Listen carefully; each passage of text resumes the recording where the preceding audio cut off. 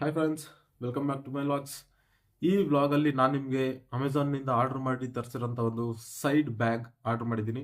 ಅದು ಕರೆಕ್ಟಾಗಿ ಅದರಲ್ಲಿ ನಾನು ಅಂದ್ಕೊಂಡಿದ್ದ ಕ್ವಾಲಿಟಿಯಲ್ಲಿ ಇದೆಯಾ, ನಾನು ಅಂದ್ಕೊಂಡಿರೋ ಕಲರಲ್ಲಿ ಬಂದಿದೆಯಾ ಅಂತ ಅದನ್ನು ತೆಗೆದು ನೋಡೋಣ. ಇದೆ ಕರೆಕ್ಟಾಗಿದೆಯಾ? ಹಾಂ, ಕರೆಕ್ಟಾಗಿದೆ. ಅಮೆಝಾನ್ ಆ್ಯಕ್ಚುಲಿ ನಾನು ಈ ವಿಡಿಯೋ ಮಾಡೋದಕ್ಕೆ ಮೇನ್ ರೀಸನ್ ಬಂದ್ಬಿಟ್ಟು ಫ್ಲಿಪ್ಕಾರ್ಟಲ್ಲಿ ಫಸ್ಟೆಲ್ಲ ಫೇಕ್ ಆಗ್ತಾಯಿತ್ತಲ್ಲ, ಫೇಕ್ ಆರ್ಡರ್ಸು ಎಲ್ಲ ಬರ್ತಾಯಿತ್ತು. ಆ ಥರ ಆಗುತ್ತೇನೋ ಅಂತ ನನಗೆ ಅಮೆಝಾನ್ನಲ್ಲಿ ಮೊನ್ನೆ ರೀಸೆಂಟಾಗಿ ಬೇರೆ ವಾಚ್ ಒಂದು ಪರ್ಚೇಸ್ ಮಾಡಿದ್ದೆ.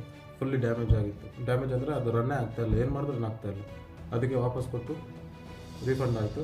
ಆಮೇಲೆ ಇನ್ನೊಂದೇನೆಂದರೆ ರೀಸೆಂಟಾಗಿ ನಾನು ನೋಡಿದ್ದು ಒಬ್ಬ ಕಸ್ಟಮರು ಸ್ಯಾಮ್ಸಂಗ್ Z Fold ಫೋನನ್ನು ಒಂದು ಆರ್ಡರ್ ಮಾಡಿದ್ದು. 1.5 ಲಕ್ಷ ಆ ರೇಟಲ್ಲಿ ತೊಗೊಂಡಿದ್ದಾನೆ. ಸೇಮ್ ಪ್ಯಾಕೇಜು, ಸೇಮ್ ಪ್ಯಾಕಿಂಗು ಎಲ್ಲ ನೀಟ್ ಒರಿಜಿನಲ್ ಪ್ಯಾಕಿಂಗ್ ಹೆಂಗಿದೆಯೋ ಹಂಗೆ ಇದೆ.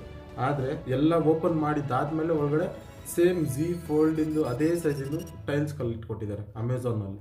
ಅದಕ್ಕೆ ಆ ಕಸ್ಟಮರು ಅದಕ್ಕೆ ರೀಫಂಡ್ಗೆ ರಿಪ್ಲೈ ಮಾಡಿದ್ದಾನೆ, ಆದರೆ ಬಂದಿಲ್ಲ. ಮತ್ತು ಅವ್ರು ಏನೋ ಮಾಡಿ ಕಸ್ಟಮರ್ ಸಪೋರ್ಟಿಂದ ತಗೊಂಡು ಅವ್ರು ಹೇಳ್ದಂಗೆ ಮಾಡಿದ್ದಾನೆ, ಆದರೂ ಬಂದಿಲ್ಲ. ಲಾಸ್ಟ್ಗೆ ಅಮೆಝಾನ್ನವರು ಏನು ಮಾಡಿದ್ದಾರೆ, ಇವ್ರ ಮೇಲೇ ಫಾಲ್ಸ್ ಕೇಸ್ ಹಾಕಿದ್ದಾರೆ. ಅಪ್ಪ ಅವಾಗಲೂ ಬಿಡಲಿಲ್ಲ. ಕೋರ್ಟ್ಗೆ ಹೋಗಿ ಲಾಯರ್ನಿಟ್ಟು ಕೇಸ್ನ ಗೆಲ್ಸ್ಕೊಂಡಿದ್ದಾನೆ. ಓಕೆ ಫ್ರೆಂಡ್ಸ್, ಈ ವ್ಲಾಗಲ್ಲಿ ಅನ್ಬಾಕ್ಸಿಂಗ್ ಆಗಿದೆ. ಅನ್ಬಾಕ್ಸಿಂಗ್ ಅಂತೀರಾ ಅಥವಾ ಅನ್ಕವರಿಂಗ್ ಅಂತೀರಾ ನನಗೆ ಗೊತ್ತಿಲ್ಲ. Thank you for watching. ಈ ವ್ಲಾಗ್ ಇಷ್ಟ ಆಗಿದ್ರೆ, ಈ ಅನ್ಬಾಕ್ಸಿಂಗ್ ಅನ್ಕವರಿಂಗ್ ಇಷ್ಟ ಆಗಿದ್ದರೆ ಲೈಕ್ ಮಾಡಿ, ಶೇರ್ ಮಾಡಿ, ಸಬ್ಸ್ಕ್ರೈಬ್ ಮಾಡ್ಕೊಳ್ಳಿ ಚಾನಲ್ನ.